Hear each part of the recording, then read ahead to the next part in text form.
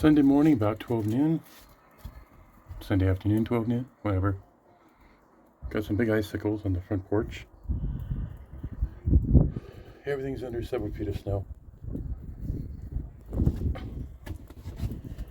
Those igloos stand about 3 feet tall, so you can tell it's 2 feet deep there.